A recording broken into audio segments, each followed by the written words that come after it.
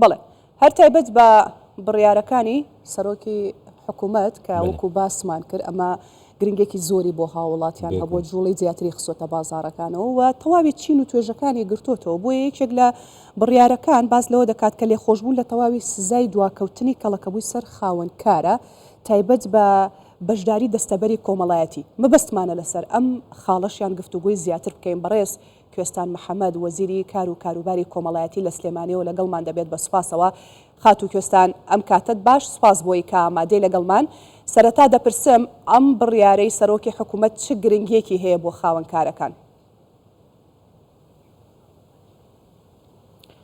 زۆر سوپاس سڵاو لە ئێوەش ئەمە ئەوە ڕاستکەمەوە کە لێخۆشبوونەکە لە سا بیست نییە لە ساسەی غەرامەی دواکەوتوییە کە بۆ ماوەی 90 ڕۆژی کار ئەگەر خاوەنکارەکە تەواوی بەشداریەکانی هێنایەوە غەرامەکە لە 100 لێخۆشە بین. ئەمە گرنگیەکەی هەروە کاک شیروان باسی کرد گرنگە بۆ خاوەنکار کە قەرزێکی زۆر لەسەری کەڵەکە بووە ئەگەر پارەی بەشداریەکان بێنێتەوە هەموو غەرامەکەی ئەسڕێتەوە. گرنگە بۆ کرێکار کە خاوەنکارەکەی کە قەرزەکەی یایەوە پارەی بەشداریەکانیە ئەو کاتە بابەتی پێدانی دەستەبەری دەست پێکاتەوە. هەروەها کارئاسانیشە بۆ فەرمانگەکانی ئێمە لە ڕووی یاساییەوە کەروەکە شیروان ڕوونی کردەوە لە باتی داوای یاسایی لەسەر کۆمپانیایەک شوێنکارێک تۆمار بکەین خۆی یەت پارەی بەشداریەکانی ئەهێنێ ئێمەش لە ساسەی غەرامەکەی لێخۆشە بین. برێز وەزیر ئەو یانێ کارگەری یاوێ لەسەر کۆمپانیەیان هەروەها لەسەر بازارێ و وڵاتیان چاوا دەبە.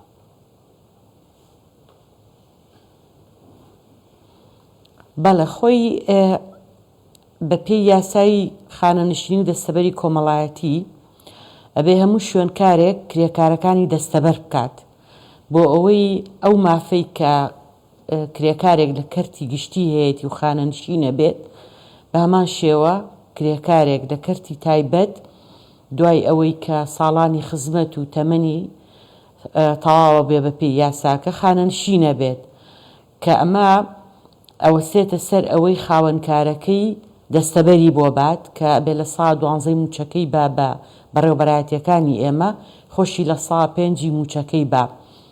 ئەمە بەهۆی ئەوەی کە پێشتر وشیاری یاسایی نەبووە لە لای خاوەنکارەکان هەنێکیشیان بەداخەوە لەبەر چاوچنۆشی هەنێکیشی لەبەرەوەی کە ڕێکارەکان زۆر توند نەبوون پارەی دەستەبەر نەدراوە کە ئێمە هاتوین بۆ ئەم کابینەیە کە من دەست بەکار بووم لە سادەی خاوەنکار و شوێنکار و کرێکار دەستەبەر کرابوو.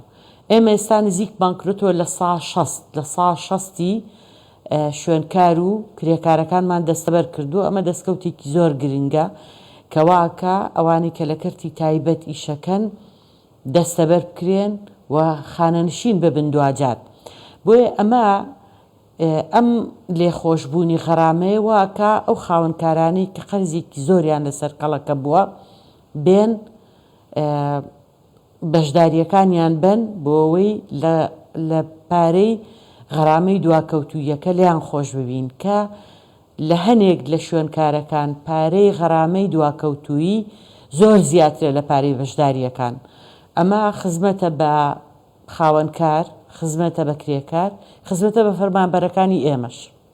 خات و کوێستان مەبەستمە وەڵا ئەو خاڵەمان بۆ ڕوون بکەیتەوە باست لەوە کرێگەر لە ماوەی 90 ڕۆژدا خاوەنکارەکان بن ئەوە لە 100 لە غەرامەکە خۆش دەبن. باشە ئەگەر لە ماوەی 90 ڕۆژەکەدا نەهاتن ئەو کاتە لە 120 داشکاندنیان بۆ کرێ بۆی ئەمە بەرچاوڕوونێکی زیاتر بدەی بە خاوەنکارەکان. نانەخێر 90 ڕۆژی کارکردن ئەبێت خاوەنکار پارەی بەشداریەکانی بێنێت چکە دوو نوع قەرزەیە پارەی بەشداری قەرزەکە بە پێی یاسا کەس ناتوانێت لێخۆشببوونی بۆ بکات ئیلا لە کاتی قووە قاهیرەیانە بێت لێخۆشببوون لە پارەی بەشداری بە هیچ شێوەیەک ناکرێت. پارەی غەرامەکان لێ خۆشە بین لە ماوەی 90 ڕۆژی کارکردنە کە 90 ڕۆژەکە تەواو بوو ئیتر پرۆسەکەش کۆتایی پێێت نابێ بە لە سابیست. بەێ برێز وەزیر نەها بتایبەتی هەفکارên me li Slêmaniyê jî destnîşandkin dibêjin ku li Slêmaniyê kargeriyekî zêdetir pozîtîv ya vê biryarê dibe. Di çi çerçeveyê de? ببوورە تێنەگەیشتم. Yani boçi li Slêmaniyê kargeriyekî zêdetir pozîtîv fil gora em bêjin dihokê yan jî hewlêrê dibe? خۆی ئێمە لە سلێمانی و لە هەولێر کێشەمان هەیە، کێشەی ئەوەمان هەیە کە بڵێ دۆسیەی زۆرمان هەیە. ئەم دۆسیە زۆرانە ئەبێ لە ماوەی 5 ڕۆژانمە پارەکەیان لێ وەرگرین. لە وەڵامی پێشوومان ڕوونم کردەوە ئێمە کە هاتوین لە سا 10 شوێنکار و کرێکار دەستەبەر کراوە، ئێستا لە سا 60 بە هەمان ستاف بە هەمان ئیمکانیەت. بۆیە ئەمە بێ گۆڕانکاری بەسەرا بێت.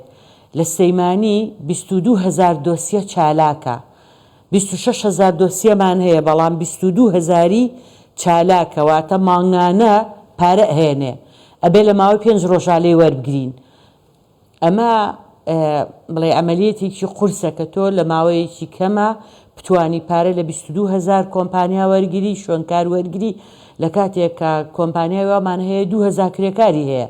یەکێک ئەم دۆسیانە بێ سیر بکرێت بڕی ئەو پارەی کە بێ بدرێت حساب بکرێ.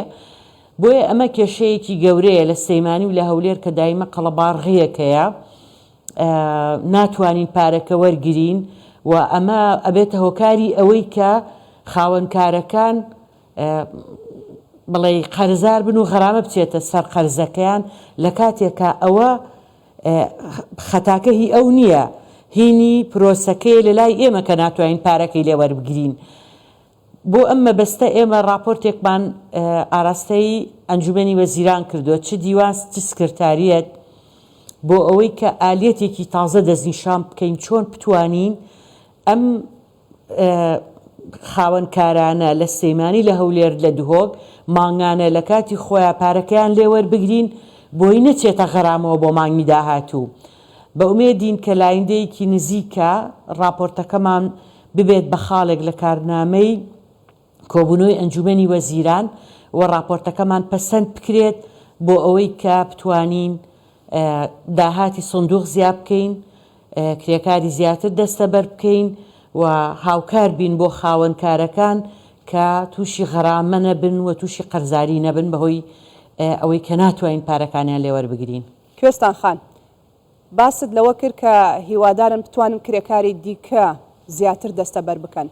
باسیش لەوە کردوتت پێشتر لە 10 دەستەبەر کراون، بەڵام لەگەڵ هاتنی ئێوە لەم کابینەیەدا بۆ بە لە 60 لەلایەن خاوەن کۆمپانیاکانەوە کە دەستەبەری کۆمەڵایەتی بۆ کرێکارەکانیان کراوە. چاوەڕێت دەکرێت یاخود ئێوە چی دەکەن بۆی تا کۆتایی ساڵ ئەم ژمارەیە بەرز بێتەوە و چاوەڕێ دەکەن ببێت لە 100 چەند ئەم لە 160 ئێستاکە هەیە؟